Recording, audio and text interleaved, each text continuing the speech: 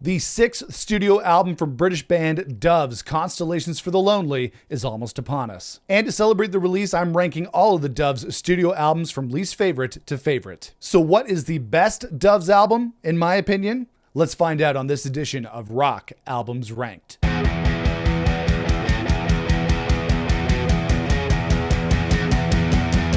Hey everybody, it's Nick here with you. Welcome back to the channel. Constellations for the Lonely is the sixth studio album from Dove's. It's dropping next week, so what better time than right now to rank all of their studio albums from least favorite to favorite. And I'm a big Dove's fan going back 20 years to the Lost Souls and Last Broadcast era. They're one of my favorite British bands ever, so without further ado, here is my Dove's Rock Albums Ranked. But before I get to the official list, I just have one honorable mention, and that is the Dove's B-Sides album Lost Souls, which came out in 2003. Similar to a lot of great English and British bands from the 90s and 2000s, Dove's had some killer B-sides. And Lost Sides gathers together some of the best Dove's B-sides, some of my favorite Dove songs of all time, actually, including Darker, Your Shadow Lay Over My Life, Crunch, which sounds like pure sub-sub. Longtime hardcore Dove's fans will get that reference. And Valley, I love the songs on this record. It may not be as essential as other B-side compilations like, the Master Plan by Oasis,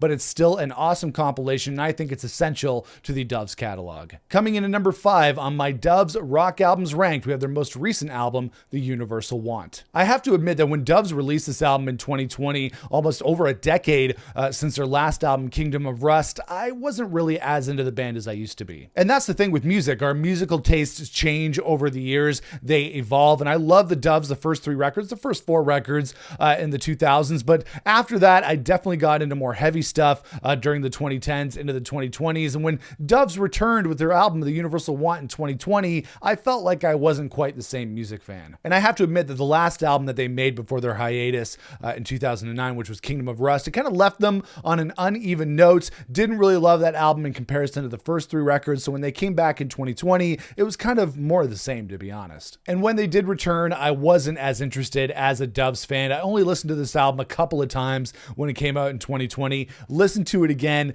just before doing this Rock Albums Ranked, and it still doesn't really move the needle for me. I do like some of the tracks on this record. I love the trippy atmosphere of songs like Carousels and Prisoners. I think it's a solid Dove single, but it doesn't really work very well as a no-skip Dove's album, which the first 3 records definitely are. I have high hopes for this new album, Constellations for the Lonely, coming out next week. I'm hoping that it's going to be better than The Universal Want, and I think it is going to be better because I really like the first single released from the new album called Renegades. Before we continue, guys, if you like this video, if you like this channel, I'd appreciate if you toss me a thumbs up. If you want to smash the subscribe button, that would be awesome so you don't miss out on future videos. And let's get back to it. Coming in at number 4 on my Dove's Rock Albums Ranked, we have Kingdom of Rust. I do like this album, Kingdom of Rust, but for me, it's definitely at the bottom of the records that the band put out in the 2000s. And you have to hand it to the band. They tried to expand their sound a little bit on Kingdom of Rust, go back to more of the electronic sound and the roots that they had on songs like Jetstream, and then mixed it with more modern Dove sounds on songs like Kingdom of Rust. But at the end of the day, I just feel like this doesn't live up to the first 3 records. It doesn't hold a candle to those first 3 records. You have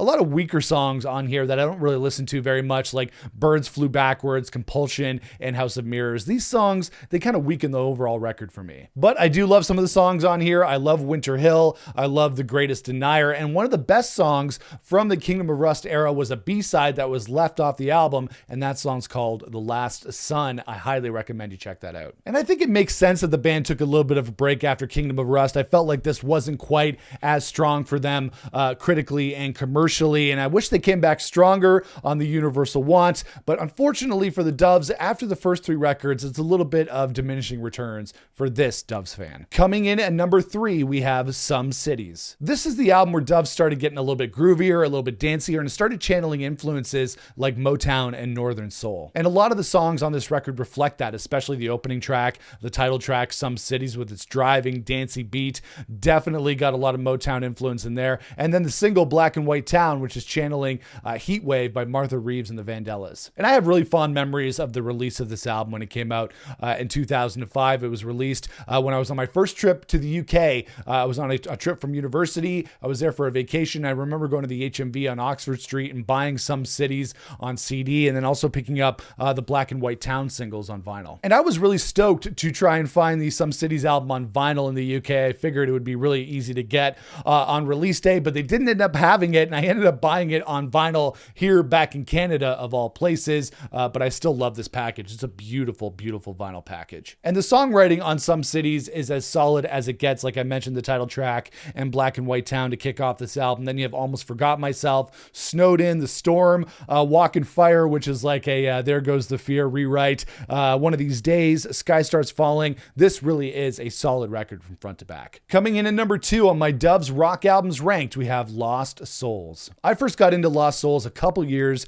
after it came out, after I first picked up The Last Broadcast, which, spoiler alert, is probably going to be number 1 on this list. I picked up Lost Souls and quickly became a huge Doves fan. And it's a lot different than The Last Broadcast, the album that came after it. It's much more moody. It's much jazzier. It's got a lot of really cool grooves on it and songs that evoke the feeling of cold, snowy winter days. And that's probably because I listened to this album a ton in the winter when I was in my first year of university. And I always loved the interplay between Jimmy Goodwin and the Williams brothers, them playing off each other and singing different parts. I think that is a signature part of the Doves sound. I love the instrumental kickoff of this record with Fire Sweet. That's such a cool song and a cool song title as well, Fire Sweet. And then it goes into the jazz croon of Here It Comes, Sea Song, Rise. There are so many great tracks on this album. And even though the album isn't as anthemic as subsequent Doves records, there are some really great hooks and anthems on here as well. Catch the Sun is a great single. The Man Who Told Everything, Cedar Room. There are some truly anthemic songs on here that were a signal of what was to come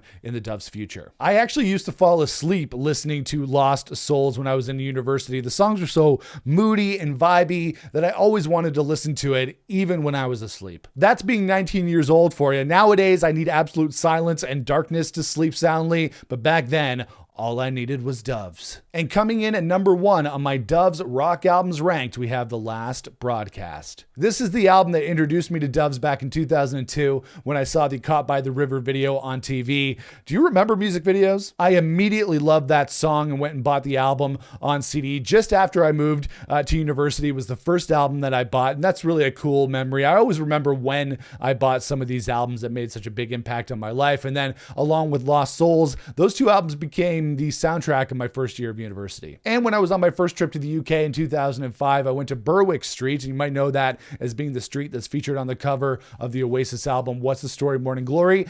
There were a lot of record shops on Berwick Street. I'm not really sure if there are so many anymore, but I went to a record shop on Berwick Street and found The Last Broadcast for £3. I picked it up on vinyl for £3. Couldn't find Some Cities on that trip, but I was really happy to find The Last Broadcast for £3, which I think is still a pretty great deal. And this album is a lot more anthemic and commercially accessible than Lost Souls. There Goes the Fear is like jungle-like with its percussion. It's like literally got monkey sounds at the end. It sounds like you're playing Donkey Kong Country or something. Words is a great opener. New York is as Doves get, and Pounding is just one of the most beautiful songs ever written. Plus, you get some really tender moments on this record as well. Songs like Satellites, Friday's Dust, and The Last Broadcast. The Last Broadcast really established Doves as one of the preeminent British rock bands of the 2000s and still holds up as one of the best records of the era, and really, to me, is the best Doves record by far. And that is it, guys. That is my rock albums ranked for Doves. Let me know in the comments below what your rankings for the Doves studio albums are in any order that you want to put them. Let me know in the comments below, and we're going to get excited. We're going to get ready for the release of the new Doves album, Constellations for the Lonely, which comes out on February the 14th. If you like this video, if you found some value in this video, make sure to toss me a thumbs up. I'd appreciate that, guys. Make sure to smash the subscribe button so you don't miss out on future videos, and make sure to follow me on social media across platforms at Nick Chino Music. But I'll see you guys again for another video here on the channel. Until then, rock on, everybody.